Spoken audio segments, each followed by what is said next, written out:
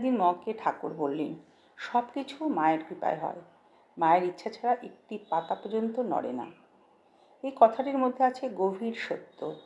আমরা মনে করি আমিই করছি, আমি সফল হচ্ছি, আমি ব্যর্থ হচ্ছি। কিন্তু ঠাকুর বলতেন যে যতই চেষ্টা করুক, মায়ের কৃপা না হলে কিছুই হয় না। তিনি মাতৃমূর্তিকে দেখতেন সর্বশক্তির উৎস হিসেবে। সেই মা যিনি করুণাময়ী, দয়াময়ী, তিনি সন্তানের প্রতি অপরিসীম মমতায় ভরপুর। ঠাকুর বলতেন, যখন মা কৃপা করেন তখন অন্ধও দেখতে পায়, বোকাও হয়ে ওঠে জ্ঞানী, আর পাপীও পায় মুক্তি।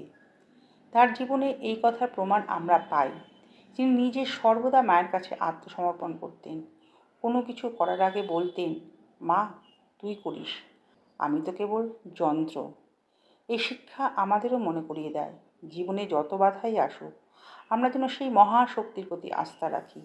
ভক্তি আর আত্মসমর্পণই মায়ের কৃপা লাভের পথ। যেমন ঠাকুর বলতেন, মা আমায় তোকে ভুলতে দিস না।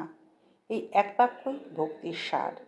যে হৃদয়ে মায়ের প্রতি পূর্ণ বিশ্বাস জাগে, সে হৃদয়েই ফুটে ওঠে আনন্দ, শান্তি আর মুক্তির আলো। যদি এই ভিডিওটি আপনাদের ভালো লেগে থাকে তবে আমাদের চ্যানেলটি অবশ্যই সাবস্ক্রাইব করুন।